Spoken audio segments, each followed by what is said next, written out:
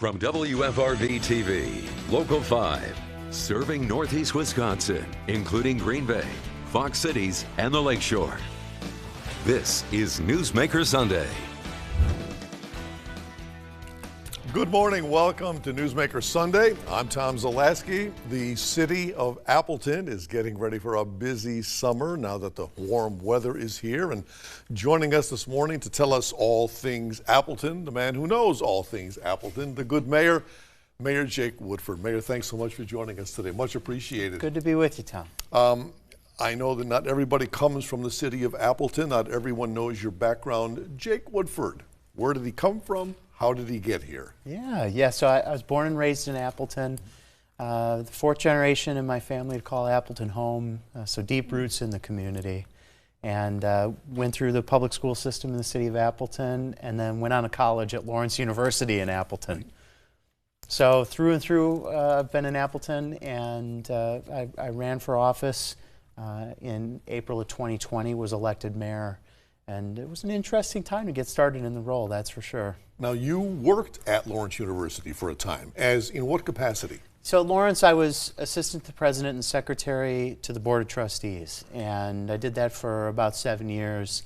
And that was really a master class from my mentor in institutional management, management in complex organizations. You know, in many ways, universities are like small cities, same kinds of issues, right?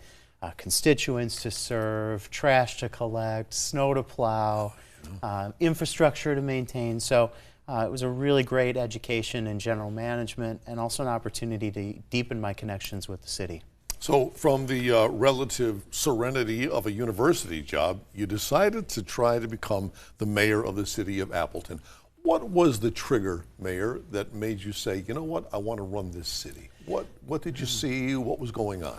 Well, it really started with an understanding of what the role is. And as I was thinking about what I wanted to do next, I was thinking about the aspects of executive management that were really interesting and exciting to me.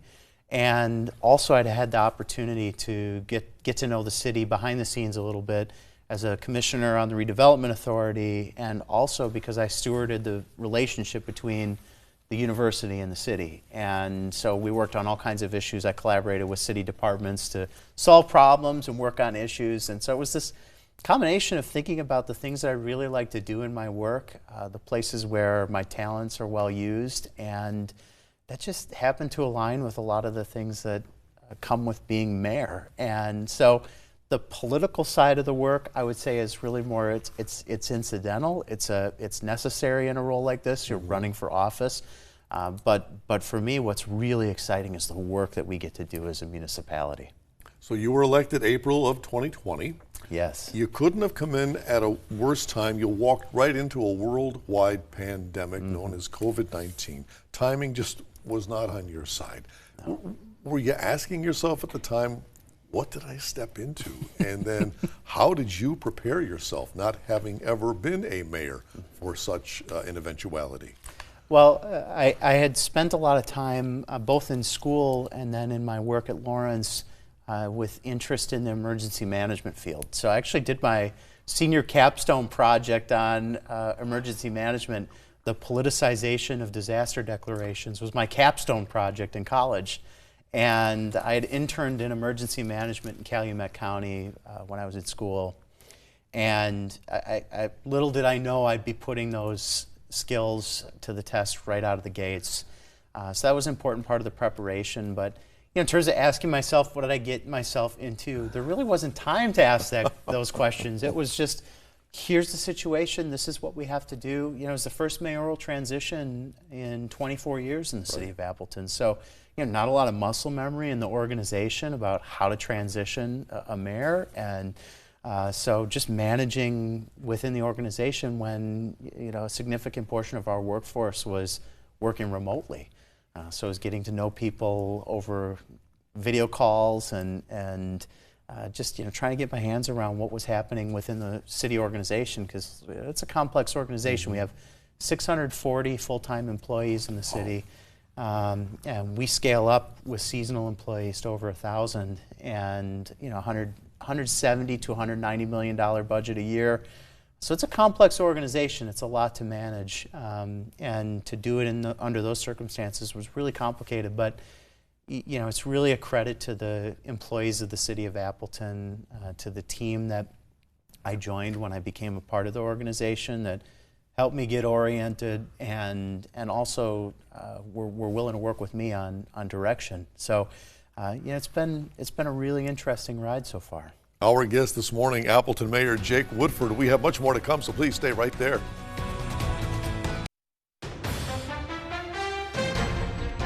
We are back now with Appleton Mayor Jake Woodford. Mayor, plans for the renovated library for Appleton. It's been in the news for quite some time now. We had some big plans, and then we didn't have quite enough money to do those big plans. You scaled back. Where are you now in the process? Yeah, so where we are now is the team is just wrapping up the construction documentation, and we are headed back out to bid. So the bidding period will be open for a period of a few weeks.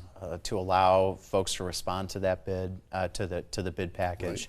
And then with good results from that bidding process, we're hoping to get going on the project, get approval from council for the bids, and get going with the project breaking ground this summer. And even though this may not be what you had originally intended, it's still going to be a big step up from where we are now. It is. It's going to be fantastic. And when the bids came back high, we took the step of pausing and reevaluating the entire project. And that was just the responsible thing for us to do. When the bids came in, $14 million over budget, at a time when a lot of municipal projects and school district projects just kind of forged ahead with their projects regardless of what the budget came in at, we took that step of saying, no, we're going to take a step back. We're going to rework the project and rescale it to the budget, and that's what we've done. And I'm really proud of the work that our team has done to reimagine the project, and I think we're going to deliver a fantastic result for the community and be on that budget that we set out with in the first place. There are going to be some big changes for people coming to downtown Appleton insofar as your traffic patterns, traffic lanes. What's happening down there? What's the latest on that? So the latest on the lane reconfiguration on College Avenue is we got our bids back from contractors. Came in actually slightly under what we had budgeted to do the project. In essence, it's a paint project, right? We're repainting the lines on College Avenue. So that was one of the priorities when we set out to address the problems that we're trying to solve, or at least trying to make a dent in. When we talk about issues of drag racing on College Avenue, we've seen driver behavior really change over the last couple of years. Sure. I'm sure you've seen it too. And we're trying to respond to that, but also we're trying to create an environment in our downtown that's more conducive to lots of different ways of getting around, whether you're walking, you're riding a bike. We're trying to make parking a little bit easier downtown by creating a buffer between that active traffic lane and our parking. We don't lose any parking with the reconfiguration, and we don't have to do any heavy construction. So all positive things as we give this a try. The council approved this on a pilot basis. So we'll be trying this out, and we'll see how it works. But the layout of College Avenue, the width will be the same. That doesn't change. Parking stays the same. That outside lane becomes a bike lane. It's about a 6-foot wide bike lane. Then traffic lanes in each direction, and we add a center turn lane, which is really going to help with that left turn visibility, hopefully making that maneuver safer for folks downtown. What are you hearing from people? People don't like change. Yeah. Are you getting resistance, or do you feel as though in time it's going to be just the norm? Well, I'd say we've heard an awful lot from a lot of people in the community. Across the spectrum of opinion, right? From folks who really love this idea and think it's the best thing we've ever done, to folks on the other side who feel like this is going to destroy downtown and grind downtown to a halt, and we have everything in between. But I think the thing is we have to respect the concerns that people have, and we certainly do. There are valid concerns that we share.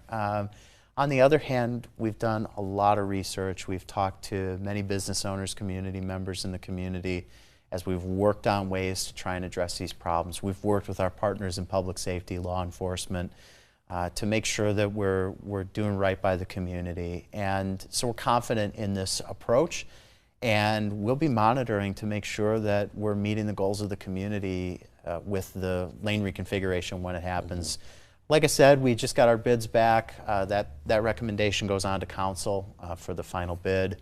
If they approve that at their next meeting, then we'll proceed with doing the project. And at this point, given all the community events we're trying to navigate around, it probably won't happen until after the 4th of July. But another benefit of this process is it won't mean a long-term street closure on College Avenue. We'll be able to maintain traffic flow and access throughout the course of the project. So again, after the 4th of July. Let me ask you about No Mow May. Appleton's been doing No Mow May for quite some time now. Other surrounding communities have also done it. There was a time, however, it almost stopped. What was the controversy there? Well, the question that was surrounding No Mow May was related to an academic paper that had been submitted and then withdrawn. And the council, an alder, raised the question and put forward a resolution to end No Mow May. Then the council had discussions at the committee level and then also as a body about what it actually meant when that paper was retracted. What was the paper? The paper was written by a couple of faculty members at Lawrence University, one of whom happens to be an alder on the council. Okay. And the paper was circulating in peer review, which is a standard part of that academic research process. And ultimately the authors withdrew the paper given some issues that were raised about it. I can't speak to the specific details of why it was withdrawn. I'm not an academic and don't purport myself to be one, but ultimately the council weighed that. They weighed what they saw as the benefits of the project and what it's doing for the community. They weighed that and they made a decision to retain the program. This is something that the council is really responsible for as our legislative body. So, from my perspective, it's our responsibility as the executive branch then to follow through on the policies that the council sets. So, No Mow May continues to be in our ordinances in the city of Appleton, and we're about halfway through No Mow May 2023 right now. We are back with Jake Woodford, Mayor of Appleton, in a moment, so please stay right there. Back now with Appleton Mayor Jake Woodford. I want to hit you with a few local issues in Appleton. The bird scooters. Is that program continuing? Bird scooters are continuing, although it continues to be in refinement. Our council receives regular reports from Bird about usage data and also issues in the community. So it's a year-to-year program in the city of Appleton, meaning that at any time we could end the program if we have significant issues around safety or the use of the scooters in the city, storage of the scooters in the city. So continue to monitor that. Every city is dealing with affordable housing. How about Appleton? City of Appleton certainly is not alone in dealing with affordable housing issues. It's something that we hear frequently from our residents about concerns about the affordability of housing in the community. There's a couple of things that we're doing as a city. One of them is we're making direct investments in development of housing. And we're making those investments using, in part, ARPA funds. So we've committed $1 million of our ARPA allocation in the city of Appleton to an affordable housing development that'll happen in the downtown area. Hoping that project gets going in the next several months here.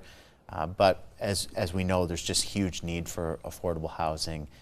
So it'll take continued effort on the part of the city. But I think we have to be realistic that to address issues of housing affordability, new construction can't be the only answer because it is so expensive to build new right now. So as a city, we're looking at ways to preserve affordable housing stock, existing affordable housing stock, and then also to continue to support the development of housing at every part of that spectrum of housing because we have a need and there's significant demand really at just about every price point in the market.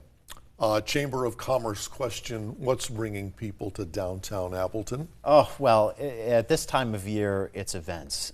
There's all kinds of events happening throughout the course of the summer.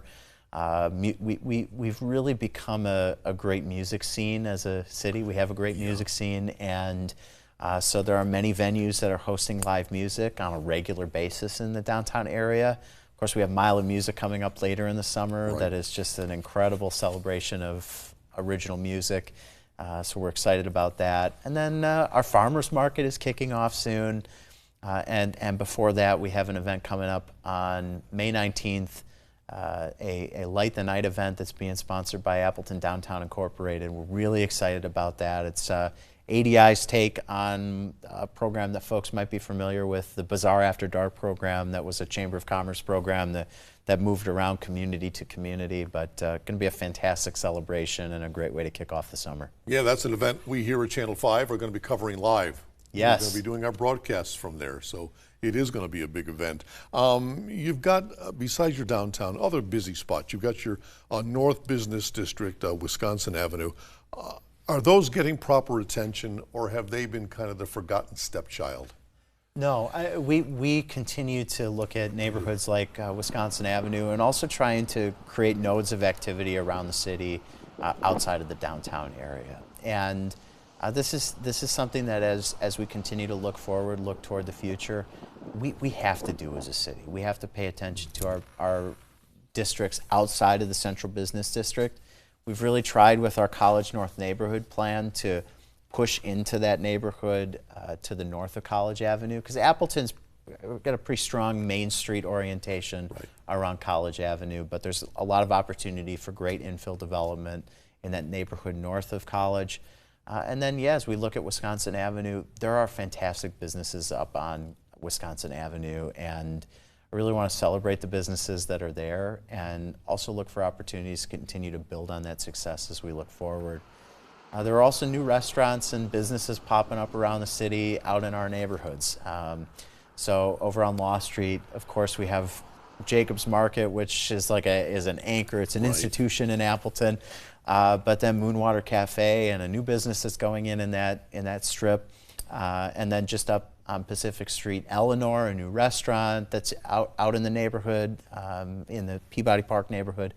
So we're starting to see that kind of development happening in nodes out around the city, and it's something that we're really excited about. And as we look to the future and build new plans across the city, those will be areas that we really try to focus on, Wisconsin Avenue, and then looking for those areas of the city where we can really help activate with new investment and new planning energy. Yeah, and your city has business parks also. You've got South Point, Northeast, Southwest. How are they doing? Well, the sales of land in South Point Commerce Park have been fantastic. Yeah, a lot of growth in South Point, to the point where we're now starting to look at what our opportunities are going to be for continued industrial development as a city moving forward. You know, as a city, we think on longer-term time horizons. We just have to.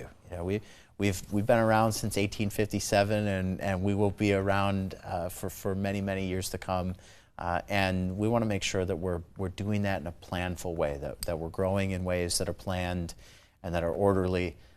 And you know, as we look at industrial development, for example, you know, eventually that land out on the edges of our community will be developed. Yep. And so as a city, we have to be prepared for that. And we're starting to think about what infill development looks like, what redevelopment looks like.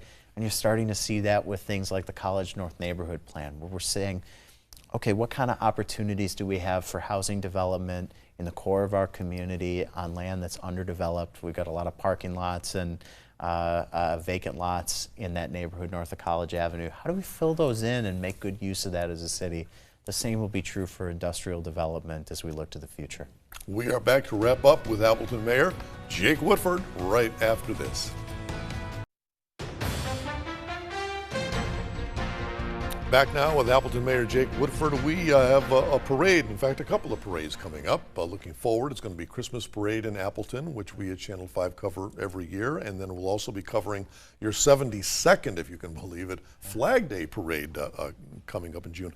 What do those parades mean for the downtown as far as people coming in? Yeah, well, and actually we also have a parade, a really procession for Memorial Day too. So, right. Yeah, we're really busy with parades in the city of Appleton.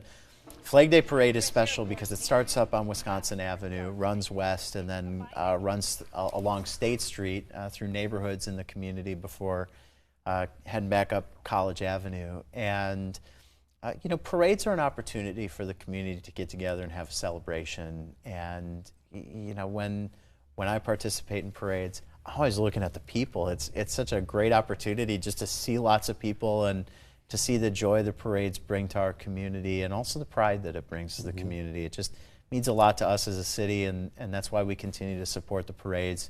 We have a great parade committee. It's a volunteer committee, volunteer-led, that organizes our parades, and they do an amazing job. We get 60, 80,000 people downtown at those parades. Do people come down and realize, hey, I didn't know that we had this, or I didn't know that this was here, or this business, or that store? Yes, I mean, anytime we can create more opportunities for people just to see what's happening in the city of Appleton, it's changed a lot. It's changed a lot even in the last 3 years. And so it's a great opportunity for people to get out, see what's here, take advantage of the opportunities and the businesses that are available, popping up every day. So yeah, anytime we can generate that foot traffic in our community, it's a good thing for our neighborhoods. And the Flag Day Parade, will we be seeing you? I'll be there. You'll be marching to it. Oh yeah. All right. Mayor Jake Woodford, thanks so very much for being with us today. Thank you. Much appreciated. And if you have a newsmaker in your town who you think ought to be on this program, let us know. Send us an email to tips@wearegreenbay.com, or you can message us on Facebook. Until then, have a good day, and we'll see you next Sunday morning at 7:30.